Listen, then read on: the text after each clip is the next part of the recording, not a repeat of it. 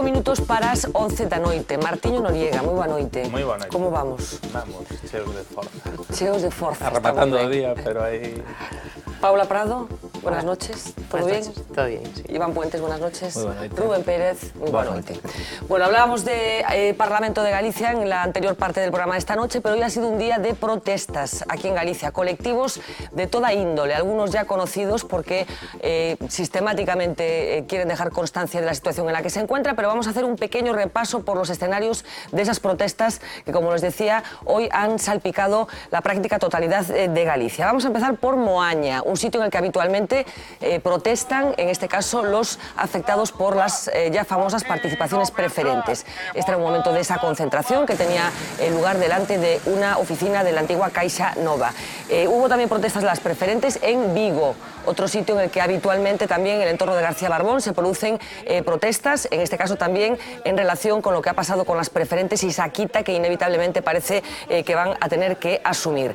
En el entorno del sur de Galicia, de la provincia de Pontevedra, también Moaña, un punto del que hemos hablado estos días, con una situación particular, esa ocupación de un cajero también de Nova Caixa Galicia, cajero, entidad que también tenía suscritas unas participaciones preferentes con una vecina que quiere recuperar sus ahorros. La ocupación continuó vigente durante el día de hoy, parece que tiene la intención de continuar hasta Navidad, por lo menos. Hoy incluso ha cundido el rumor de que se iba a producir un desalojo por parte de la policía. Finalmente no ha sido así. Lo que sí se ha confirmado es que la entidad financiera avisó a la Guardia Civil y dio orden de que se desactivara el acceso al cajero con tarjetas de crédito. Esto por la parte que compete a los afectados por las participaciones preferentes, pero como les decía, hoy ha habido más colectivos que han decidido salir a la calle para protestar. Caso de los pensionistas. Vamos a ver una imagen que se recogía esta mañana en A Coruña, delante de la delegación del Gobierno. Veíamos ahí un grupo de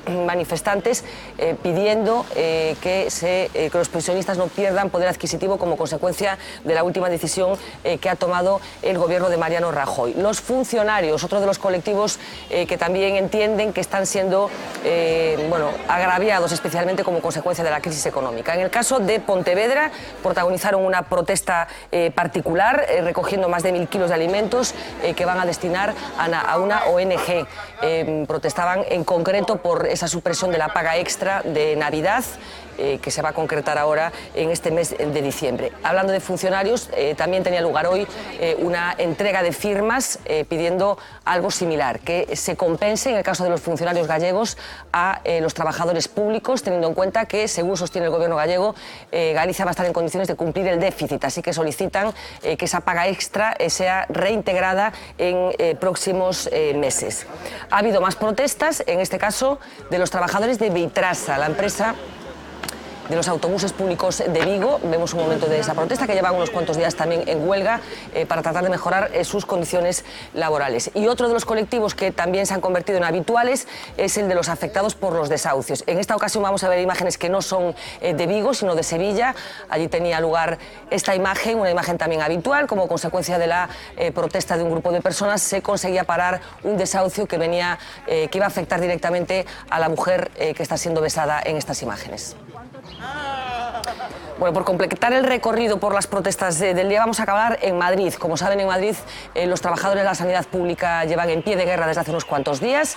Hoy se han producido momentos de tensión porque han decidido manifestarse delante de la Asamblea de Madrid, rodear esa Asamblea, y se han producido algunas detenciones. En el transcurso de la tarde hubo momentos de bastante tensión que finalmente se saldaron, como les decía, con al menos un detenido, un manifestante acusado por la policía de agredir a un agente cuando trataba de saltarse el cordón policial para entrar en las dependencias del Parlamento de Madrid. Bueno, este es el recorrido por las protestas que hoy tenían lugar en Galicia, y no solamente en Galicia, ese colectivo de los desahuciados y el colectivo de la sanidad pública, que, como saben, en Madrid lleva muchos días protestando por lo que va a suceder en diferentes hospitales. Primera impresión de que está sucedendo nas rúas, Iván? Bueno, eu creo que nas rúas simplemente o que sucede é que a xente chega a un punto no que non pode máis, non? E eu creo que comentamos moitas veces aquí nesta mesa que estábamos sorprendidos incluso da capacidade de aguante da cidadanía española, non? Que soportou estoicamente unhas medidas moi duras e que supuxo para todos nós retroceder moitos anos en dereitos, en capacidade de gasto, en definitiva en calidade de vida, pero creo que está chegando a un punto pois de non sei se de non retorno, pero en todo caso un punto de inflexión no que xa é difícil incluso poder vivir para moitos cidadáns deste país, non? Porque eu creo que máis ou menos todo o mundo, se facemos unha visión mental do nivel económico dos cidadáns deste país, todo o mundo se pode decir, ou a maioría, porque as rentas máis altas se cañen cada vez máis cartos, pero a maioría de nós baixou como mínimo un peldaño dentro dese nivel de renda, pero que hai xa moitísima xente que está no último peldaño non que non ten nada máis abaixo que a miseria e que a indixencia, non? Paula. Bueno, sí, es cierto que en estos momentos hay una situación en el país que es evidente que hay muchas personas que lo están pasando mal y lógicamente pues se manifiestan. Se están tomando medidas que son para mejorar esta situación. Se pretende que algunas a corto plazo, pero la mayoría de ellas pues tendrán efectos a largo plazo y evidentemente cuando se toman este tipo de medidas pues lógicamente la gente no le gustan, ¿no? Decía Iván que, bueno, que la gente tenía mucho aguante desde que se empezaron a tomar medidas. Efectivamente, se tomaron medidas, las primeras más gordas fueron en mayo del 2010, cuando Zapatero congeló las pensiones o le bajó el sueldo a los funcionarios, y en aquel momento ni los pensionistas salieron a la calle ni los funcionarios protestaban porque se les había rebajado el sueldo un 5%. A mí también me sorprendía que en aquel momento nadie protestase, ¿no?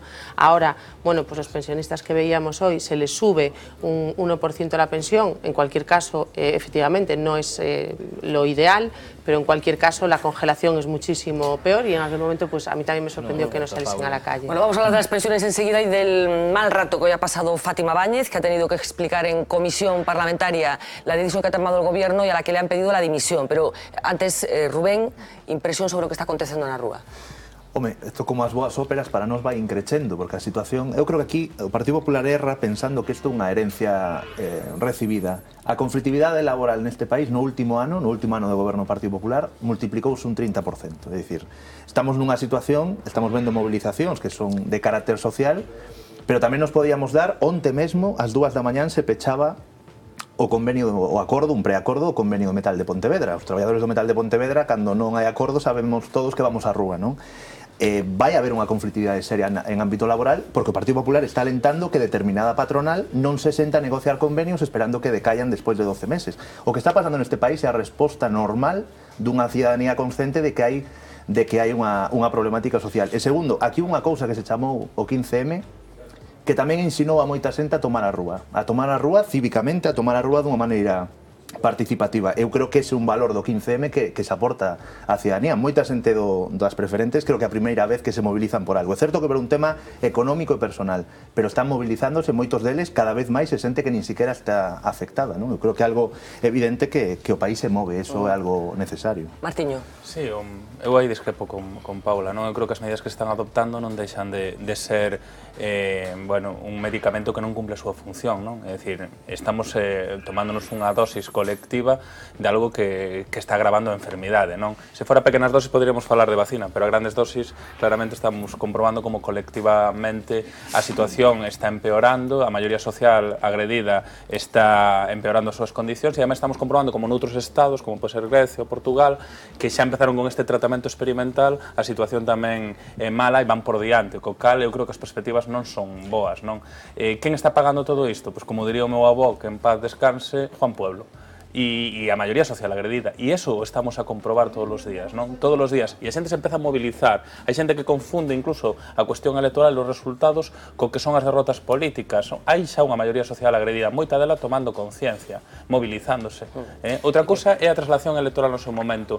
Pero isto, desgraciadamente, porque o sistema e os propios gobernos están antepoñendo outro tipo de intereses, ou intereses da maioría social, nos vai a levar a unha situación que eu creo que vai ser unha situación terriblemente complicada para o ano 2013, complicada. Eu creo que vai ser un ano de conflictividade social real e de toma de conciencia da xente que verdadeiramente non pode máis. A xente está ao límite. Lo que pasa es que, Paula, tú de alguna manera introducías la sospecha, entiéndaseme bien, de por qué se está movilizando la gente ahora al advertir que cuando el Partido Socialista bajó las pensiones esa movilización no se produjo. ¿Tú crees que son movilizaciones espontáneas o tú observas que hay una movilización interesada por parte de los partidos? Bueno, vamos a ver, en algún caso sí hay una movilización interesada por ciertos partidos que están alentando a la gente a que vaya a la calle, y en esta mesa lo acabamos de ver, ¿no? Es decir, que, bueno, pues que se dice que la gente salga pacíficamente, que manifieste su malestar, y hombre, pues efectivamente hay gente que sale pues porque no aguanta más, no resiste más, tiene una situación económica muy mala, y yo entiendo que puedan salir voluntariamente. Pues sí es cierto que se alienta desde determinados estamentos, o incluso los propios sindicatos que estuvieron muy callados durante el gobierno de Zapatero y que ahora están enfadadísimos, y la mayoría de ellos están muy enfadados porque muchos de ellos eran liberados sindicales y ahora tienen que ponerse a trabajar como todo hijo de vecino, ¿no? Solo quería decir una cosa. Cuando hablaba Martiño de pequeñas dosis, pues por supuesto, si en el año 2007, 2008, cuando nosotros decíamos que había crisis, y siento decir otra vez este discurso que parece cansino, pero cuando el Partido Popular advertía de que estábamos en una situación de crisis y el gobierno la negaba, ahí se tenían que haber tomado efectivamente ese medicamento en pequeñas dosis, pero como no se hizo, pues ahora hay que tomar un tratamiento de choque. E usted, que es doctor, lo sabe. Digo que está dicindo Paula que é unha mentira absoluta. Quero decir, durante a etapa de goberno de Zapatero houve unha folga xeral, e durante a etapa de goberno de Zapatero houve movilizacións na rúa, constantemente cada vez que se adoptou unha medida regresiva. É certo, claro, que non se pode pretender que o nivel de movilización daquela seña o mismo que da ahora, entre outras cousas, porque sendo as medidas daquela, algunhas, baixo o meu punto de vista, erróneas e prexudiciais para o conxunto da ciudadanía, as de hoxe son sosa cáustica, quero dicir, é botarlle directamente ácido en riba a xente para poder resolvela. E de feito, o PP non se pode decir que non teña feito nada neste ano de goberno. O PP leva feito moitas medidas e medidas de gran calado, tocou absolutamente todo, tocou sanidade, educación, reforma laboral, dereitos, tocou todo, pero todo tocou e resulta que hoxe estamos bastante peor do que estábamos hai un ano, moitísimo peor do que estábamos hai 2 anos, e o que facemos é cada vez avanzar máis hacia atrás. E o decía Martiño tamén na súa intervención. Hai países que adoptaron este tipo de medidas que están onde están hoxe, e ese é o camiño que vamos dereitiños. Polo tanto, en fin, acusar a ciudadanía de estar manipulada por partidos políticos, home, si vos o creedes, en fin, alá vos. Ahora, creo que facedes un diagnóstico absolutamente errado da situación na que está a poboación. E o das pensións, e remato, das pensións, por exemplo, claro, unha cousa que, es que nos subimos o 1%, un e pico por cento, Zapatero conxelou. O Partido Socialista conxelou as pensións máis altas, só as máis altas. As máis altas nada máis. As máis baixas as revalorizou, as máis altas solo. E canto revalorizou? Solo a revalorizou. As máis altas conxelou, as revalorizou. Pero creo que está. Pero vamos a ver, eso es mentir. Pero vamos a ver. Pero vamos de una forma descarada. No, pero es que no te puedo dejar mentir de esa manera. Mentir mintes ti que eres especialista, que xa fixeches antes. Pero en todo caso, con respecto a isto, o Partido Socialista conxelou as pensións nun momento no que o IPC era bastante baixo neste país, por tanto, a perda de poder adquisitiva é relativa. O Partido Popular, de que vale que revaloriza as pensións un 1%, un 2%, se o IPC está cerca do 4%? O Partido Socialista baixou as pensións. Sí, pero isto é un feito. Sí, pero se conxelan e se baixan as pensións nun momento, insisto, no que o poder adquisitivo está como está, porque o IPC non sube, porque estábamos daquela nun período non de deflación, pero próximo. Cando estamos neste momento cunha subida de precios importante como a que está padecendo este país, cando aos pensionistas se lle ten subido o IRPF, cando aos pensionistas se lle ten subido o incremento de IVA como a todos os demais cidadáns, e cando ademais o IPC sube o doble do que se lle sube as pensións, o pensionista hoxe ten menos cartos e ten en definitiva menos capacidade de consumo do que tiña no pasado. Que teño que discrepar, porque ademais, afortunadamente, hai memoria e hemeroteca e internet. A maior movilización social que viu este país foi baixo un goberno socialista que foi o 15M, é dicir, a cantidade de movimento social que houve neste país nesas datas. Segundo, o PP alentou determinadas movilizacións importantes do Foro da Familia contra aquela suposta negociación de ETA que se había inventado a oposición, e non pasaba absolutamente nada. Cando o PP tomou esas rúas, que por certo era a primeira vez que tomaba rúas de maneira organizada, parece que eso sí se pode alentar políticamente. Eu creo que as movilizacións se van a dar nun contexto moi concreto, ademais, que eu creo que a xente empezamos a aprender despois dunha transición, mañán vamos a celebrar unha cousa chamada Constitución, que foi unha dormidina para que todos non deixáramos de mobilizarnos activamente neste país. Agora xente, ou unha xeración importante de cadros políticos, rompemos con esa tradición constitucionalista, non vale absolutamente de nada cando o Partido Popular e o Partido Socialista en 24 horas cambian determinados presupostos que eran intocables, e a xente aprende a mobilizarse. Entón, eu creo que cando moitos dirixentes políticos falan da segunda transición ou dun novo proceso constitucional, pois vai ter a Constitución, este país non a truxo nin a dereita que votou en contra, nin sequera o Partido Socialista que non existía. O truxo a mobilización obreira e importante a partir do ano 50, 60, 70 que puseron eso na rúa. E agora vai pasar iso. A xente vai poñer na rúa outro proceso e o Partido Popular, o Partido Socialista ou as outras forzas que queran participar van a entender que ese proceso vai vir dende a rúa, non vai vir dun parlamento. Dejadme, porque se hablaba de alternativas, de soluciones, decías tú, Paula, creo que era, hoy ha habido una decisión concreta en el Consejo de la Xunta, me diréis si es suficiente o maquillaje o innecesario, lo que vosotros consideréis oportuno, y que tiene que ver con la puesta a disposición de los desahuciados, las personas que estén en peores condiciones, de un parque de viviendas determinado con unos alquileres concretos. Vamos a verlo. 500 familias gallegas desahuciadas tienen desde hoy una alternativa. La Xunta pondrá a disposición de los casos más sangrantes 500 viviendas gratuitas o a precios sociales. Vamos a intentar facer un procedimento sumarísimo para buscar non só unha solución, senón unha solución rápida. Se pueden acoger las familias desahuciadas de su única vivienda. La Xunta distingue entre quienes cubren menos de 532 euros, a los que se les ofrece una vivienda gratuita durante un año prorrogable a 2, y quienes cobren menos de 1.330 euros, que pueden acceder a un alquiler entre 80 y 150 euros al mes. La Administración tendrá en cuenta que la vivienda esté cerca del domicilio anterior de la familia. Valoraremos de forma inmediata as características que confluen nesa unidade familiar e poñeremos a disposición con fondos da Xunta de Galicia 500 vivendas para as familias galegas que se atopen nunha situación difícil. Tendrán prioridad las familias numerosas, monoparentales con hijos a su cargo, familias con alguno de sus miembros con discapacidad o dependencia, hogares con personas desempleadas y víctimas de violencia doméstica. A algunas plataformas de afectados la medida le parece insuficiente. Soa máis a caridade que unha solución real, non? Nós estamos un pouco fartos e fartas de medidas de cara a lavar a cara dos gobernantes e non de legislación real sobre o problema da vivenda. Solo en el primer semestre de 2012, cada día en Galicia se expulsó de su casa a 11 familias.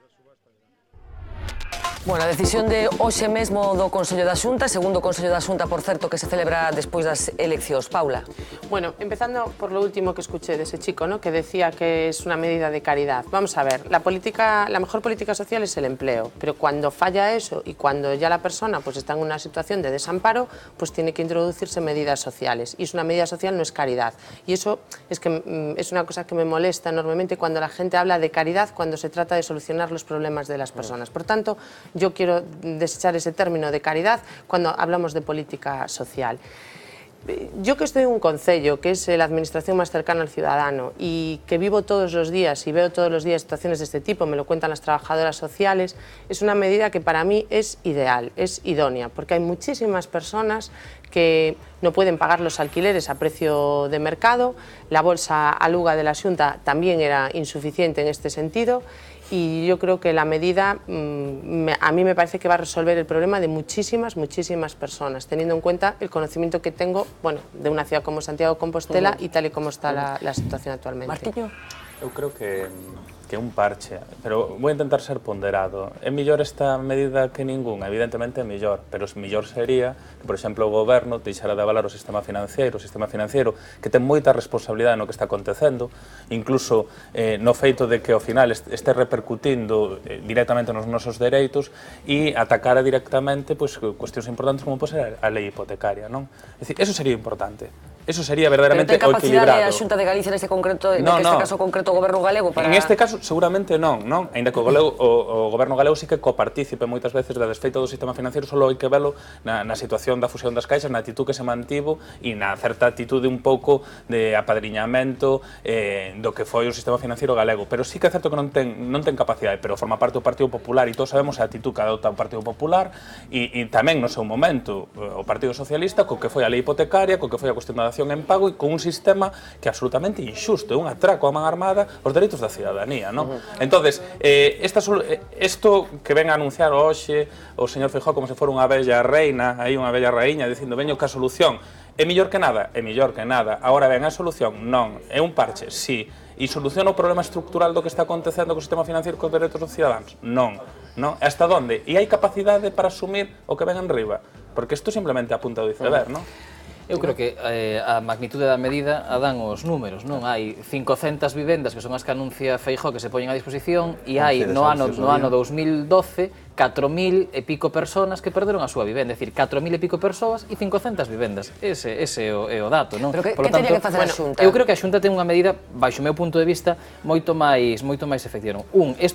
Primeiro, isto pasa porque tamén durante os últimos 4 anos de goberno de Feijóo, a pesar das necesidades sociais, non se fixo prácticamente unha vivenda social en Galicia e por lo tanto, a capacidade de construción, a capacidade de poñer no mercado vivenda pública da Xunta de Galicia foi reducida a mínima expresión, por tanto non hai vivenda. Que ten que facer? O Partido Socialista tampouco fixo nada antes de, o sea, o Partido Popular leva gobernando un ano en Madrid, quero decir, e o Partido Socialista non fixo nada contra os desafiuzamentos, non? E xa había desafiuzamentos. Non, contra os desafiuzamentos non, e foi un erro, e eu o dixen aquí 1000 veces, e incluso o propio Partido Socialista acaba de recoñecer públicamente, foi un erro non cambiar a lei hipotecaria, pero con respecto á vivenda pública sí se fixo, non se multiplicou por 7 ou por 8 a vivenda pública dos anos de goberno do Partido Popular. En todo caso, para mí unha medida máis efectiva por parte da Xunta de Galicia, ademais de facer isto, é, primeiro, temos 500 vivendas públicas vacías en Galicia? Parece ser que sí, poñámolas en riba da mesa como se fixo, perfecto.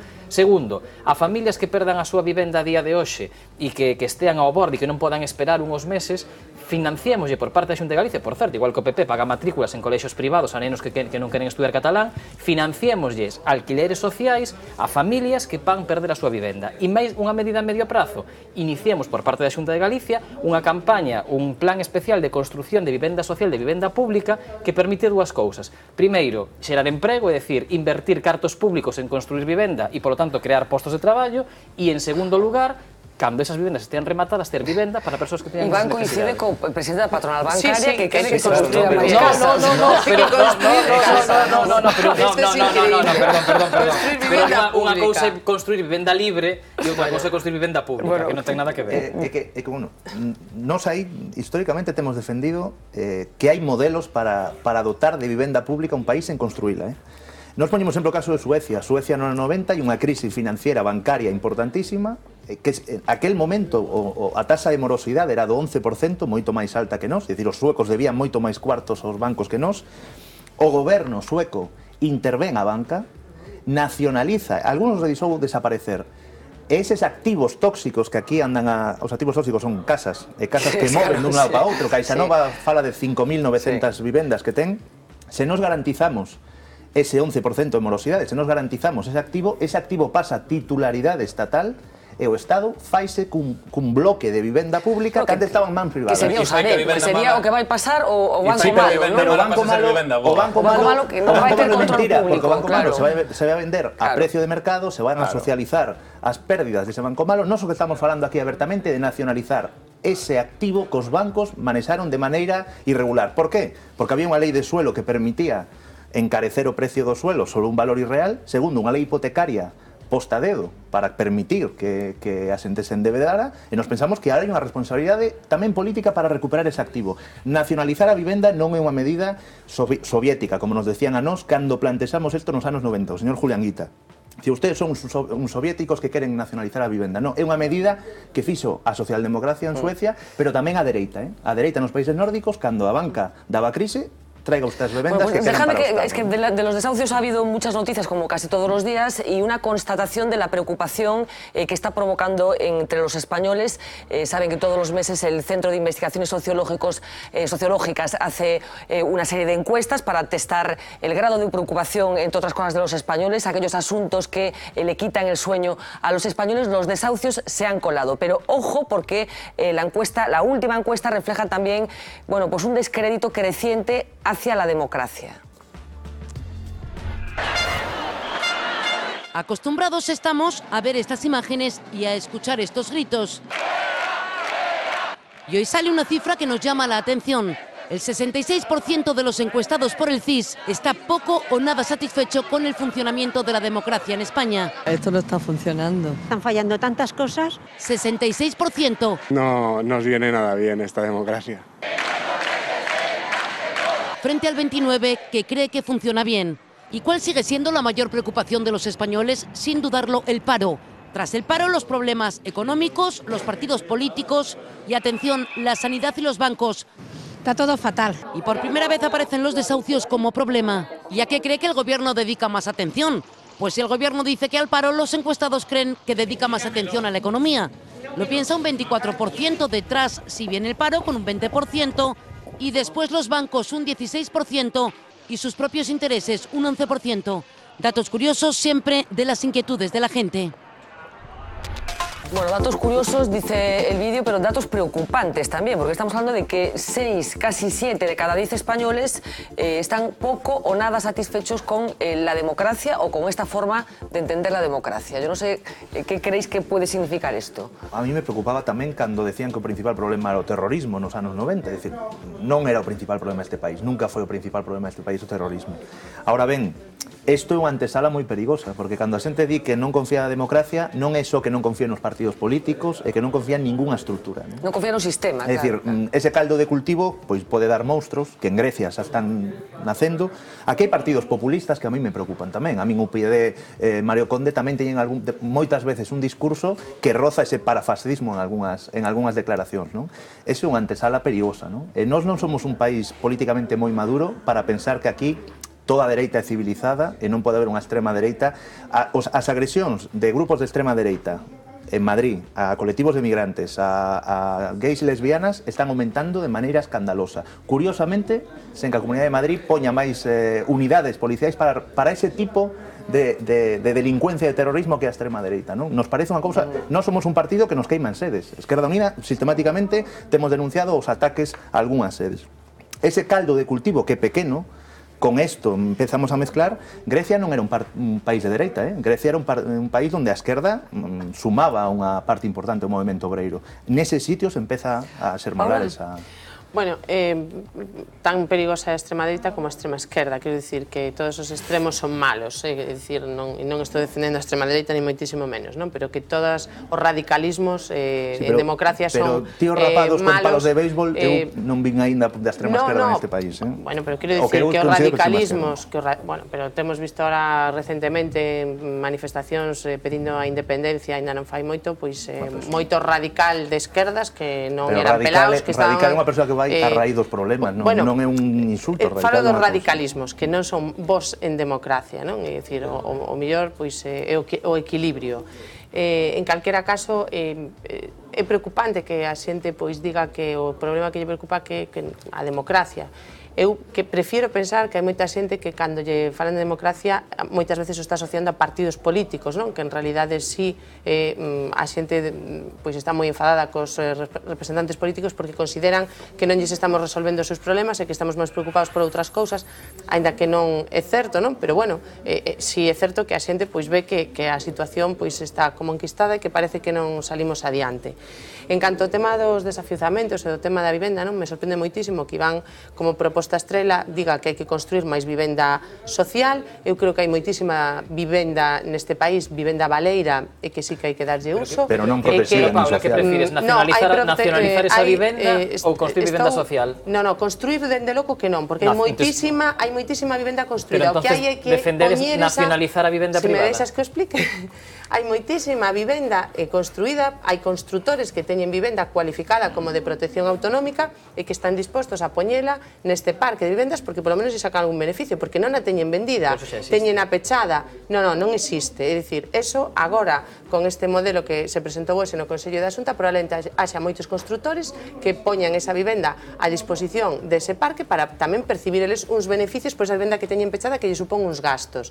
E supoño que haberá bancos que agora tamén pois probablemente se sumen a esa iniciativa. E creo que se vai a poñer moita vivenda no mercado para este fin, sin necesidade de construir máis, que xa temos da bonda. Dende logo, moitísimo.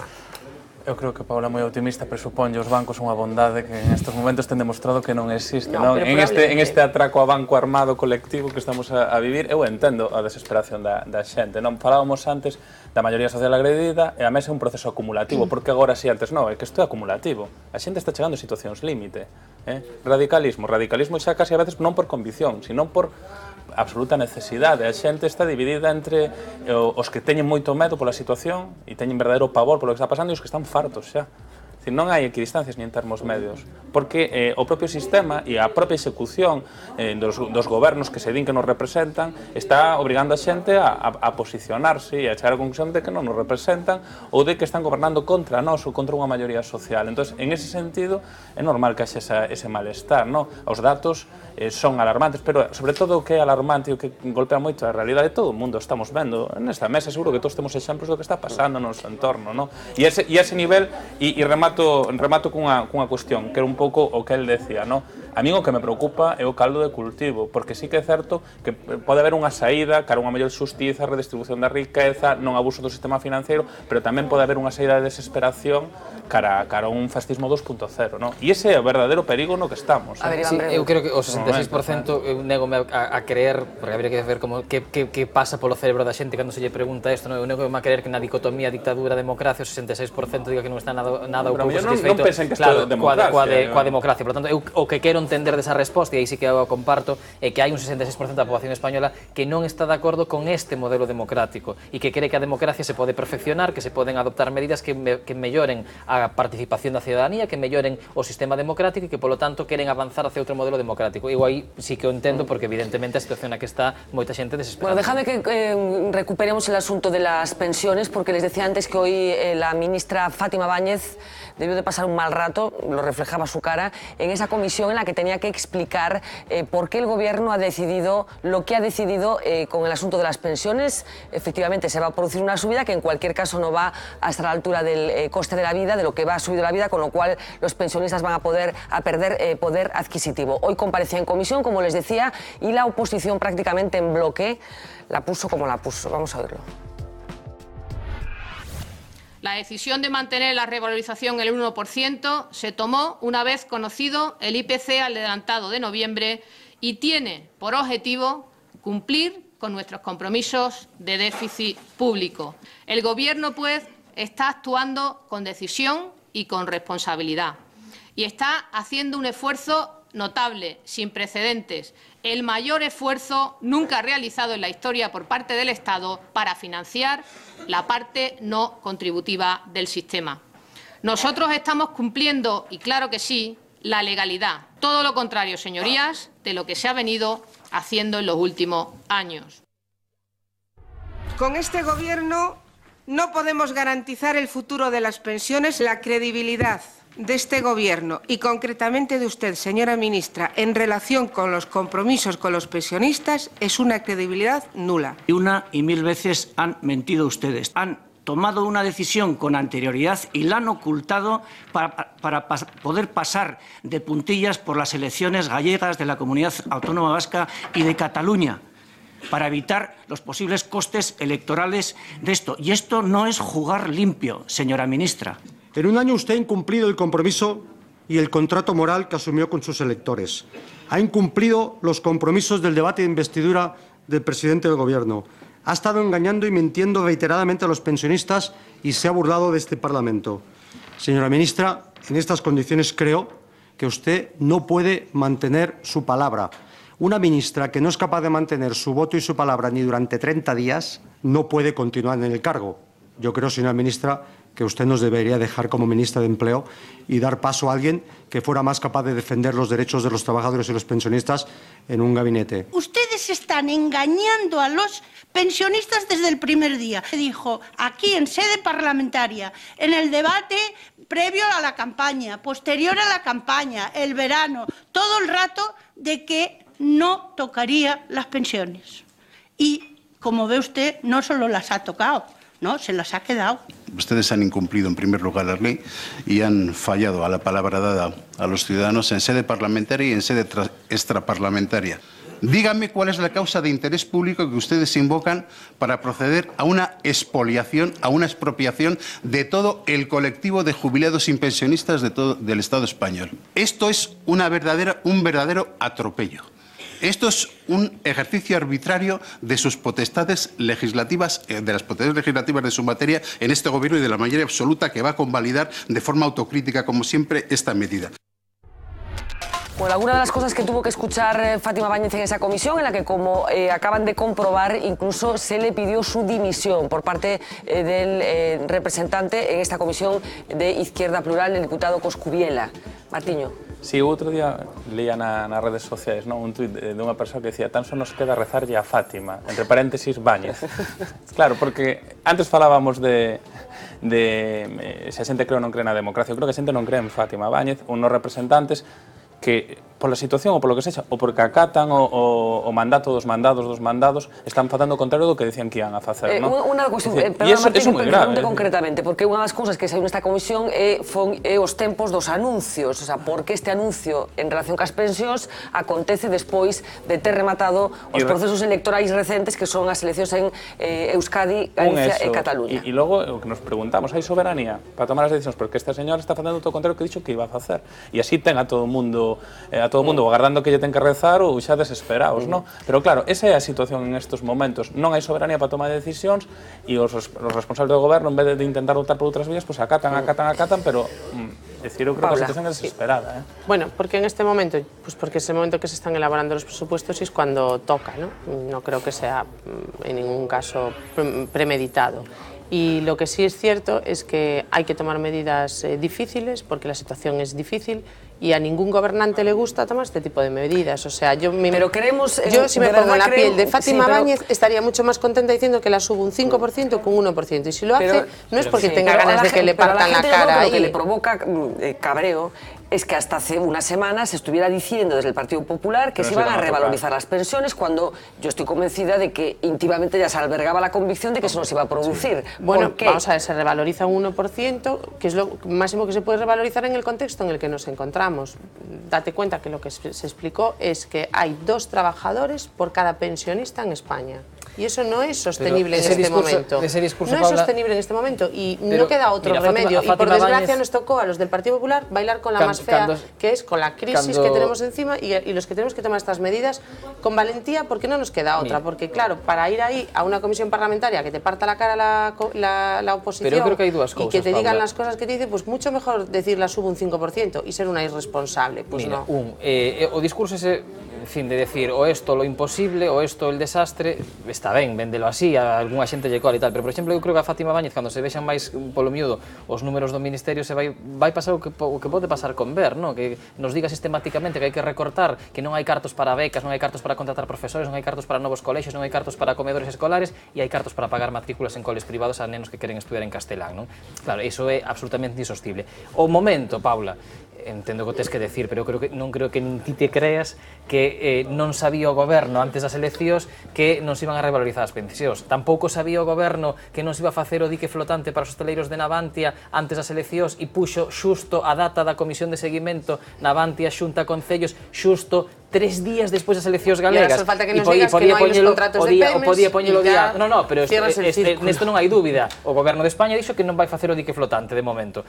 E o podía decir antes das eleccións, o dixo despois, pero se poden facer contratos e dique, ambas cousas. E por último, eu creo que o que cabrea, máis incluso, porque haberá xente que estea convencida que realmente o goberno de España non ten cartos para nada e nin siquiera pode revalorizar as pensións e se ve forzadísimo a incumplir a súa promesa e que cando fixo a súa promesa incluso hai unhas semanas, cando mantiña esa promesa non era consciente dos datos como estaban. Pode haber xente que se crea eso, pero eu creo que o que de verdade cabrea e o que de verdade indigna, ademais de decirse o que decían antes, é que ainda encima teña pouca vergoña de decir na comisión que os pensionistas lle van a agradecer este tipo de medidas, que tomar a xente por idiota. Por que crees que fai isto o Partido Popular? Porque o que decía Paula, supoño que para calquer gobernante é moito máis agradable decir subo as pensións un 5% e multiplico por 2 a paga extra. Por que toma este tipo de medidas o Partido Popular?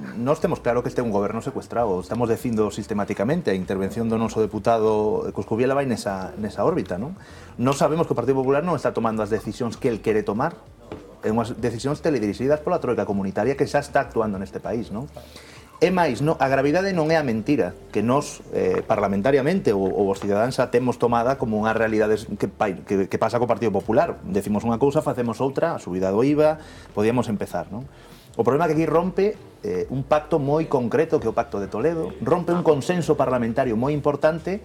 É certo que se estaba roto polo Partido Socialista, que foi a primeira vez que non se revalorizaron as pensións. Ahora ben, calquera persoa de trámite parlamentario pode saber que as pensións sosteñen a economía deste país. No caso de Galicia, clarísimo, encima pensións non contributivas, non? Que non hai diñeiro para outras cousas, vamos ir ao miúdo, esperamos ir ao miúdo dos orzamentos do Estado, porque vamos a falar do orzamento militar, imos a falar de determinados orzamentos que eu creo que se pode empezar a tocar. Son unha cousa, ademais. Quizáis, eu creo que os pensionistas, ahora mesmo, son os máis alucinados con isto, porque os pensionistas son unha masa electoral importante do Partido Popular. É así, os que estamos nos colexios electorais, nas jornadas electorais, sabemos que a maiores de 65 anos, eso tamén está así en Demoscopia, maioritariamente un voto ao Partido Popular. Eu creo que o Partido Popular, non, por ese sacrificio que fai a Unión Europea, estáse metendo en unha pérdida importante de apoio electoral. Pode ser agora, no seu momento foi un voto mayoritario do Partido Socialista tamén, porque os pensionistas é unha bolsa, é unha bolsa que se ten xogado moito en campaña electoral. En calquer caso, estabas falando de recortes, hoxe, nese Consello da Xunta do que falábamos antes, no que se aprobaron esas medidas en relación cos desafiuzamentos, tamén se adoptou unha medida que ten que ver con recortes, en este caso concreto, recorte do 10% dos altos cargos do goberno galego. Todas las consellerías han hecho ajustes en sus estructuras para ahorrar 2 millones durante la legislatura. Os cambios aprobados hoxe supoñen unha reducción de un 10% adicional o número de altos cargos con rango de dirección xeral que viña existindo nesta legislatura. Es, según Feijóo, un paso más en el camino de la pasada legislatura, en la que se suprimieron el 50% de los altos cargos y se redujo un 40% las consellerías. Galicia acertou ao poñer en marcha antes que ninguén a reducción da súa estrutura periférica e a reducción da súa estrutura orgánica a nivel de dirección xeral. Galicia iniciou ese camiño. Fai 4 anos, coa nova legislatura, queremos percorrer o camiño que aínda nos faltaba. Feijóo presume de tener el gobierno más pequeño de todas las autonomías históricas y anuncia nuevos ajustes en los departamentos a través de los presupuestos para 2013. As marxes para reducir cada vez son máis pequenas. Entre las medidas de reestructuración se contempla dotar de más poder a Alfonso Rueda. El nuevo vicepresidente ejercerá funciones que antes dependían de Núñez Feijóo, como la asesoría jurídica de la Xunta o la Secretaría Xeral de Igualdade. Lo que no aclaró Feijóo es el papel del nuevo vicepresidente en el Parlamento. El hecho de que Rueda conservase su escaño en Oorrio facilitaría la sucesión en caso de una hipotética marcha de Feijóo a Madrid. Bueno, decisiones que se tomaban hoy en el Consejo de la Xunta, reducción de altos cargos, un compromiso que había adquirido el actual presidente del Gobierno, más cosas que tienen que ver con instituciones gallegas, la Diputación de Ourense, que hoy se ha convertido en la primera de toda España que acomete un expediente de regulación de empleo. Insisto, la primera Diputación de España que tiene que recurrir a este mecanismo que hasta ahora no había implicado a instituciones de este tipo. El último pleno provincial sembró las dudas sobre un posible ERE en la Diputación ourensana y esta mañana, 5 días después, Baldar hacía oficial el secreto a voces. La senda para el adelgazamiento de estas instituciones queda abierta. A partir del anuncio que hacía esta mañana el presidente de la Diputación de Ourense, se abre un plazo de 30 días de consulta, tiempo que utilizarán los miembros del comité de empresa para conocer con más exactitud los motivos, pero también las condiciones que se esconden detrás de este expediente de regulación. Es un plazo de tiempo para unas posibles negociaciones y de producirse, pues bueno, que el daño sea el menos posible. Pocas horas después de conocerse la noticia, el presidente del comité de empresa, José Fírvida, reconocía que no es una sorpresa, pero sí un anuncio especialmente delicado y muy negativo para el organismo público. Esta Diputación presta unos buenos servicios a concellos y a ciudadanos, y muy necesarios. Desde el comité prefieren no entrar en más valoraciones hasta tener toda la información. De momento se sabe que el expediente afectará a 32 trabajadores de personal laboral y que será efectivo el 1 de febrero.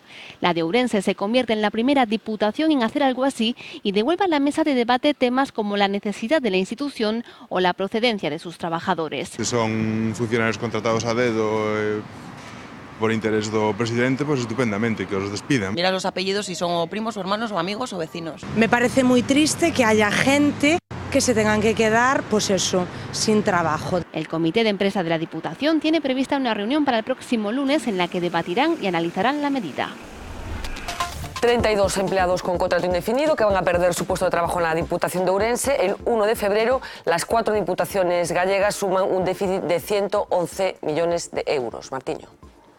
A mí pareceme ben que aqueles traballadores que enchufou o pai, pois os despido o fillo, non? Pechamos o círculo ao lixo de clientelismo. Non vai a ser que os que se van son os non enchufados. E fora deste pincha carneiro, bueno, resulta curioso, non? Xa o despropósito da propia Diputación de Ourense, non? Que o propio actor Carlos Blanco di que tiña 18 porteiros contratados para 2 portas, non? De entrada e de saída, non? Bueno, non é que o diga Carlos Blanco. Que eso verdadeiramente se chamaba, non, eu creo que aí vamos a unha Diputación con un modelo clientelar, unha contratación que claramente vulnerou o principio de igualdade no acceso a un posto de traballo público e que agora, curiosamente, son os primeiros en que fan un ERE, non? Non sei se un ERE de dignidade dentro da indignidade, que xa non o sei, non? E ao mellor é curioso facer este tipo de análise cando estamos en un momento de crise, cando está moita xente destruindo ese emprego, pero claro, estamos falando dunha institución que se puso moitas veces de exemplo do que non debía ser e que, curiosamente, hubo unha doble moral dentro do Partido Popular a hora de enxuiciala, porque se decía mira ti, a dereita arcaica, clientelar, pero no fondo nos apoyamos nela para gobernar, non? Claro, pero ten moito de simbólico, non? Que sexa precisamente a Diputación de Ourense a primeira de España que ten que recurrir a un ERE. Paula. Bueno, non sei, sempre se di que na Diputación de Ourense entra todo o mundo ao dedo, pero a verdade é que ninguén impugna esas bases, ninguén impugna esos procesos selectivos, e eu non vin ningunha sentencia que dixera que efectivamente eso é certo, non? En calquera caso, me gustaría ir ao fondo un pouco deste tema, non? E é que en todas as administracións o capítulo 1 é o que máis está pesando nos orzamentos, é o máis difícil de recortar e de axustar, porque non se pode tampouco despedir a xente así sin máis, o que se intenta é tomar medidas para manter eses postos de traballo do mellor xeito posible, por eso moitas veces se va a axustes como foi o da paga extra ou a de reducción de algún beneficio social, algunha bonificación e demais, non? Creo que, por desgracia, vamos a ver moitas situacións deste tipo en concellos que están sobredimensionados en canto a personal. Na Xunta de Galicia, hoxe, tiñamos o exemplo do presidente Feijóo que estaba anunciando que no Consello da Xunta recortaron un 10% de altos cargos, e creo que iso é moi importante de cara á cidadanía, que o que está pedindo é que nos axustemos. A min me parece moi ben que te rías, Iván, pero cando a Xunta de Galicia foi gobernada polo Partido Socialista, Bloque Nacionalista Galego, tuveron máis do 40% dos altos cargos que ten hoxe a Xunta de Galicia gobernada polo Partido Popular. Iván? Sí, no, a ver, eu primeiro, con respecto á Diputación de Ourense, é a primeira Diputación en ter que recurrir isto porque probablemente seña a Diputación máis inflada ou das máis infladas que ten España, non? E Paula, non hai ninguna sentencia judicial. O propio Baltar públicamente dixo e recoñeceu que non se acordaba canta xente levaba enchufada na Diputación de Ourense despois de tantos anos como presidente. Aparte de ser un secreto a voces, en fin, que sabe todo o mundo que o que era saber. Sí, Cacharro tamén a xente non moitos anos a de Lugo. En todo caso, con respecto a isto, e o mismo que con respecto á Xunta de Galicia e a Feijóo, eu creo que moito fume e pouco resultado, non? Feijóo fala, e fixadevos como xoga coas palabras, fala de que reduce un 10% o número de altos cargos. Bueno, altos cargos con directores xerais. En fin, chamarlle alto cargo a un director xeral, bueno, entre comillas, pero en todo caso reduce primeiro un 10% de directores xerais, que directores xerais tampouco caixa tantos, co cual en números enteros me gustaría saber os que son, pero un 10% de reducción de directores xerais non o mesmo que un 10% de reducción en asesores. Se te reduces un 10% os asesores se marchan e non cobran da Xunta de Galicia. Os directores xerais son funcionarios, é dicir, un 10% de reducción en directores xerais, a maioría son funcionarios. Non implica unha reducción do 10% nos gastos da Xunta de Galicia, polo tanto, en fin, Feijóo, por exemplo, se gasta 2 millóns de euros ao ano, a Xunta de Galicia gasta 2 millóns de euros ao ano en asesores, por exemplo, non? Se pode tirar dai que é unha forma moito máis rentable. Non se fala da administración paralela, non se fala de Portos de Galicia, de Xacobeo, de institucións que están cobrando moitos cargos. Alguna fundación como a de Illa San Simón tamén vai desaparecer despois da decisión do Consello? Nos preocupa. Ahora está moi de moda reducir altos cargos, que queda moi ben, 10%, nos en Andalucía, con acordo co Partido Socialista, reducimos un 30%. Se poden poñer cifras. Ahora, o que tiñamos claro que había que reducir eso que se chama administración paralela, porque reducir 10 altos cargos, afortunadamente agora non temos que pagar ese plus que os 3 partidos presentes na anterior legislatura decidiron poñer no ano 2007 que cada persoa que se iba de cargo público encima había que pagarlle complementos por ter sido cargo público, en algúns casos ata 12.000 ou 14.000 euros. Afortunadamente, ahora non hai que pagar eso. Pero toda a administración paralela, as subdelegacións, as delegacións provinciais, nos en Andalucía pasamos de 97 que había 47, porque entendíamos que se eliminábamos altos cargos e toda a administración paralela seguía funcionando, o aforro non era significativo. A min, o das diputacións, unha cousa que me sorprende.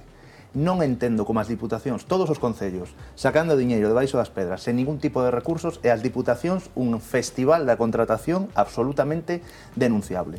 Pero durante moitos anos, din que a austeridade, o señor Louzán di que a austeridade, pero ano que ven quere que a volta ciclista saia dunha batea en Cambados, poñer unha rampa da batea, é dicir, a austeridade, logo temos a selección de fútbol, facemos unha parafernalia.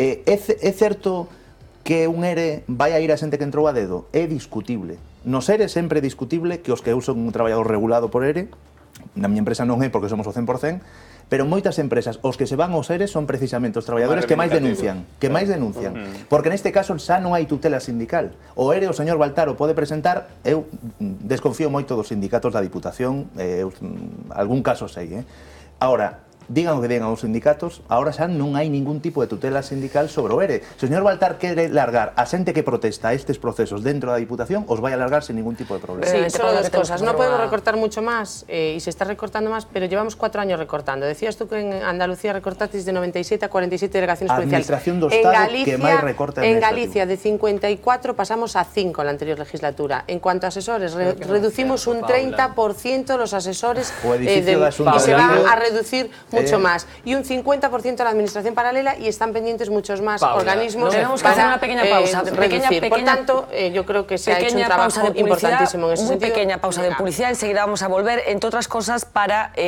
decirle adiós a un sitio en el que se comía, pero en el que también pasaban muchas otras cosas. Quien me acompaña esta noche en la mesa, a lo mejor por edad, no tuvieron ocasión de participar en muchas de esas comidas, pero seguro que alguna de estas la saben, del restaurante que vamos a ver a continuación, porque antes vamos a hablar de cosas de comer también, pero vamos a verlo. Distribución Monteverde, vamos a verlo.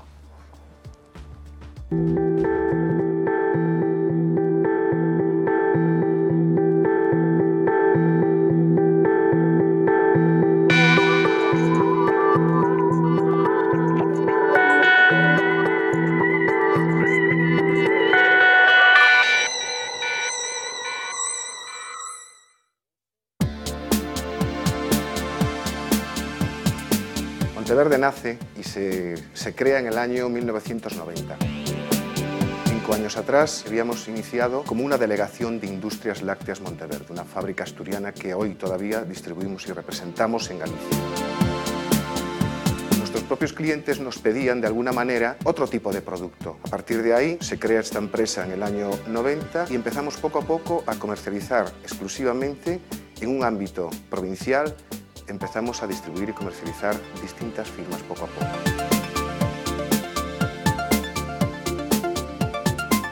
Nuestra línea de negocio abarca 3 temperaturas: producto seco, producto refrigerado y producto congelado. Una vez hecho el cambio de instalación, hoy sí podemos satisfacer esas 3 líneas de producto y haber ampliado nuestro surtido y nuestro portafolio. Hoy ya distribuimos y representamos 25 firmas en exclusividad en el territorio regional. También tenemos 2 marcas propias, que una de ellas es Pitanza, que cubre una línea de productos cárnicos y de productos del mar, y otra firma que también tenemos es Enredo Galego. Monteverde atiende 2 tipos de cliente fundamentalmente, que es el canal de alimentación, el canal moderno, supermercados, tiendas de delicatessen, carnicerías, charcuterías, y por otro lado el canal de restauración, que es hacia donde está tendiendo más hoy la empresa. Sin descuidar nuestro canal de origen, que fue nuestro inicio, hoy también atendemos el canal de restauración. En esta instalación podemos hacer y cuidar todo el control de trazabilidad alimentario. Hoy tenemos desde la recepción de mercancías, control de temperatura, zona de recepción climatizada, cámaras adecuadas, cada cámara, cada estancia para cada tipo de producto por temperaturas. En cuanto cuanto a las líneas de producto que tenemos, distribuimos productos lácteos, quesos de todo tipo, todas las denominaciones de origen regionales gallegas, todo tipo de cárnicos, desde línea de productos cocidos, embutidos, jamones blancos, jamones ibéricos, carnes ibéricas, carne de buey, productos del mar, pasta fresca, pasta seca, pasta congelada, todo tipo de denominaciones de origen de Italia en vinos.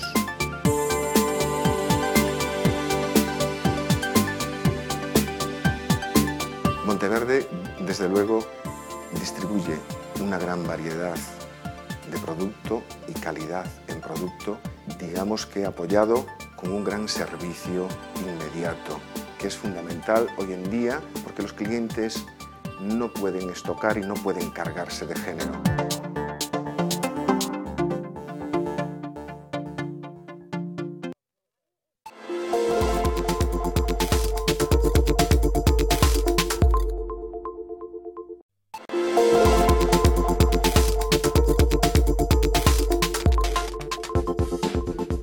Últimos minutos del programa de esta noche, antes de ir a visitar a Uxía para que nos cuente las últimas cosas que han sucedido en este miércoles, vamos a poner el candado, el cierre a un restaurante que, como les decía, no solo daba de comer, sino que fue testigo de muchos grandes pactos políticos, el Vilas, que cierra. O noso turismo pois, é o que viñan a Galicia pois, a comer, a disgustar a gastronomía gallega aquí, eso era o bonito. Muchos platos de comida sirvió a lo largo de sus casi 100 años de vida este restaurante. Corazón de la gastronomía compostelana, el Vilas fue parada obligatoria de los feriantes que recalaban en la ciudad cada jueves, pero también de las personalidades más ilustres. Ahí estaba Cabanillas. Fundado en 1915, la buena fama de sus callos y de su cocido lo hicieron traspasar fronteras, y desde el emperador Akihito a Mick Jagger se dejaron mimar por su cocina. Criado al calor de los fogones que sabiamente manejaron primero su abuela y después su madre, Paco Vilas se encargó de inmortalizar cada uno de estos momentos que guarda como un tesoro. Uno de los episodios más gloriosos lo protagonizó el mismísimo Juan Pablo II, que eligió al mesón de la calle Rosalía de Castro para ofrecer una comida a más de 120 comensales en su segunda visita oficial a Santiago. Pero si hay que elegir una foto, él se queda con esta. Casa Vilas consiguió lo que ni asesores políticos o plenos en el Parlamento fueron capaces, que Beiras y Fraga hicieran las paces. Pero levábanse moi ben, Y es que si pudieran hablar, las mesas de este restaurante nos desvelarían incluso secretos de Estado. Su mejor cliente, Fraga, lo elegía siempre para sus comidas de trabajo. Esa a cuarta generación, que xa teña unha filla, a ver se chegamos aos 100 anos. Su deseo no se ha podido cumplir por solo 2 años. El Vilas echa el cierre por la subida precipitada del alquiler, tras la entrada en vigor de la Ley de Arrendamientos Urbanos. Detrás de sus puertas quedan ahora bajo llave sus recetas y 98 años de nuestra historia. Bueno, el Vilas es toda una institución que echa el cierre también al albur de esta crisis económica. Con él supongo que serán muchos los secretos que se cocinaron en esas paredes. Nos vamos, como les decía, a visitar a Uxía Rodríguez para que nos cuente cosas de este miércoles. Uxía, buenas noches. ¿Qué tal? Muy buenas noches de nuevo. Pues ni haber pedido el indulto 2 veces, ni llevar 3 años sin consumir drogas. Nada ha evitado que David Reboredo haya tenido que ingresar en la cárcel. Este es el momento en el que el vigués entraba en el penal de Alhama, a pasar allí 7 años. Su delito, llevar encima 2 papelinas de heroína que no sumaban ni medio gramo. Que por 400 miligramos de heroína me voy 7 años a la cárcel. Es una injusticia total cuando se ven indultos dados por delitos contra derechos humanitarios y no pasa nada. A pesar de la política de recortes, de que la política de recortes manda en Bruselas, la Comisión Europea quiere aumentar el sueldo de sus trabajadores públicos. La subida que propone es de un 1,7% para todos los eurofuncionarios, una idea que choca con sus consejos y las bajadas que sufre este colectivo en algunos países comunitarios. Y mientras Iberia ha puesto en marcha el mayor ERE de la historia, sus consejeros pueden volar en primera clase con su familia y gratis de por vida. Disponen cada año de 6 vuelos intercontinentales y de 18 entre España y Europa. Un privilegio que no pierden aunque sean despedidos y que fue aprobado por los accionistas en 2006. El Barça también le ha declarado la guerra a José Ignacio Wert. El equipo azulgrana ha reivindicado el uso del catalán en la educación y el modelo de inmersión lingüística vigente en la comunidad. Un choque frontal con la reforma educativa propuesta por el ministro. El club se ha ofrecido a defender públicamente la cultura y la lengua catalana. La Casa del Rey nunca ha pedido a la infanta Cristina que deje de ser infanta y tampoco que se divorcie de Iñaki Urdangarín. Es la primera vez que un portavoz del Palacio de la Zarzuela se pronuncia sobre la vida privada de los duques de Palma. Sale así al paso de los últimos rumores que apuntaban a presiones tras la imputación de Urdangarín en el caso Nos. Y Forbes ha hecho pública hoy su lista de las personas más poderosas del mundo, 71 nombres y entre ellos ni un solo español. Los 3 primeros puestos son para 3 mandatarios. Primero el presidente estadounidense Barack Obama, seguido de la canciller alemana Angela Merkel y del líder ruso Vladimir Putin. Un listado en el que solo aparecen 6 mujeres. Hasta aquí llegamos hoy. Fernanda, volvemos el lunes. Pues muchísimas gracias, Uxía. Efectivamente, volvemos el próximo lunes, pero de momento vamos a tratar de sacarles una sonrisa después de tantas malas noticias a través de este Off the Record con muchos bailones. Vamos a verlo.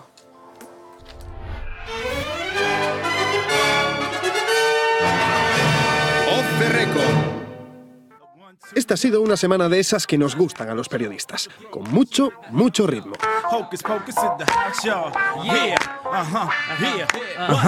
Je suis tombé sur un vieux clip de Grand Master Flash. Hey, t'as vu Steve et sa dégaine de barge. Là, j'étais scié, son style m'a fusillé. Alberto Núñez Feijóo fue reelegido presidente de la Xunta y empezó fuerte, con uno de esos discursos a la americana que podrían emocionar hasta el más experto. Amigos, aquí non falta nadie. Aquí están os que queren estar. E por eso, queridos amigos, non estamos aquí para estar, senón para facer. Non estamos aquí para estar, senón para ser. Aunque lo cierto es que parece no tenerle demasiado apego a su puesto. O nomeamento do Conselleiro da Presidencia de Administracións Públicas e Xustiza como presidente da Xunta. Los que parecían más asustados eran sus conselleiros. Feijóo les ponía deberes a todos ellos y aunque alguno no parecía muy preocupado, otros ya sudaban la gota gorda solo de pensarlo. A que xa teño pedido que peche a legislatura con máis centros de saúde e con máis hospitais dos que reciben. Y es que ha sido una semana llena de sustos. Y no porque ayer comparásemos a los 4 gallos del Parlamento con los jinetes del apocalipsis. O déficit galego está niquelado. Ni tampoco por la lección magistral de cómo crear un trauma impartida desde Brasil, que esta semana arrasó en la red.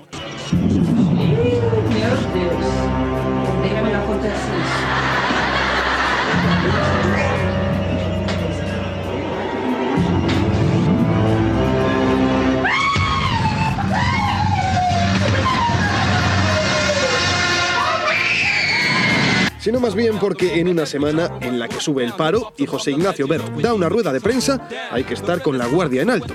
Y es que cada vez que escuchamos eso de... Me parece importante aclarar esto. Me parece muy importante. No estamos... Nuestra imaginación se pone a volar.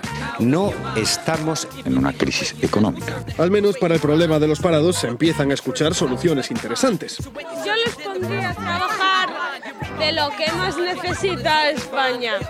¡Liquidar a los banqueros! Sin más, desearles que pasen un buen puente. Al menos algo mejor que el que pasará Gerardo Díaz Ferrán. Esta crisis solo se puede salir trabajando más, todos. Los empresarios y los trabajadores. Y desgraciadamente ganando menos.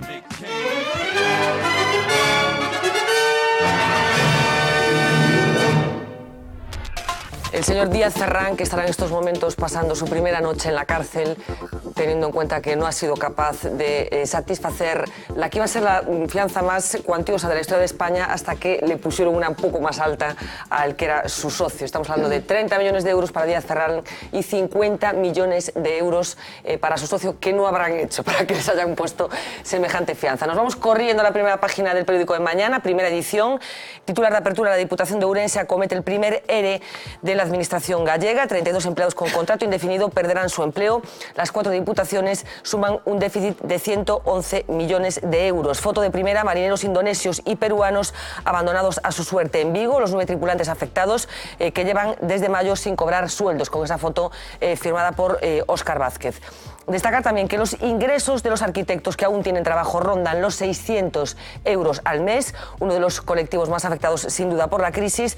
El periódico lleva mañana una entrevista con Alfonso Rueda, ya vicepresidente de la Xunta. Ni me planteo suceder a Feijóo, y un asunto que tiene también que ver con cosas que se hicieron durante algunos años. Valencia pone a la venta la Ciudad de la Luz, que costó 274 millones de euros. Verán un hueco blanco en la parte de arriba de la página, una exclusiva que mañana tendrán que leer en el periódico, así que estén atentos a lo que aparezca por los kioscos. La Ciudad de la Luz a la venta, no sé si es una buena salida para la Ciudad de la Cultura. Estaba pensando que igual o hueco blanco y que tamén se vai a vender a Ciudad de la Cultura. Pero tería outra dimensión, seguro, si fora así. Bueno, si Díaz Ferrán igual la podría comprar, alguén diferente a Díaz Ferrán, non sei se tería moita posibilidade. En fin, chicos, muchísimas gracias por acompañarnos esta noche, por haceros trasnochar de semejante manera. Martiño, Paula, Iván, Rubén, gracias. Regresamos el próximo lunes a partir de las 9 de la noche. Vamos a tratar de hablar y de traer aquí al estudio a gente que está sin empleo, para que nos cuenten cómo lo están viviendo, cómo lo están haciendo y qué piensan de lo que se está haciendo con ellos. Hasta el próximo lunes, sean felices.